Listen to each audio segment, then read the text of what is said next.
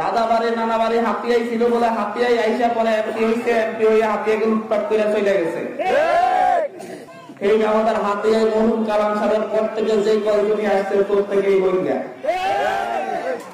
জন্মের পর থেকে আমাদেরকে লড়াই করতে হচ্ছে, জন্মের পর থেকে আমাদেরকে সংগ্রাম করতে হচ্ছে। সাথে বাসায় বাইরের লোকজন বলে বইঙ্গা। এই আমাদের হাতিয়াই মরহুম কালাম সাহেবের পর থেকে যে কয়েকজনই আসছে প্রত্যেকেই বইঙ্গা। বলতে খারাপ লাগবে, অনেকের মনে কষ্ট নিতে পারেন, কিন্তু বাস্তবে হচ্ছে হাতিয়াই জন্ম নেয় নাই। দাদা বাড়ি নানা বাড়ি হাতিয়াই ছিল বলে হাতিয়াই আইসা পরে এমপি হয়েছে, এমপি হয়ে হাতিয়াকে লুটপাট করে চলে গেছে। অন্য একজন ছিলেন, উনি হাতিয়াকে লুটপাট করেন নাই অন্তত, কিন্তু বিপদের সময় হাতিয়ায় আসা লাগে নাই, ঢাকায় বসে সময় কাটাইয়া ফেলছেন। শুধু ইলেকশন আসলে বড় বড় মিছিল নিয়ে আসেন, সরি মনোনষ্ট দিবেন না।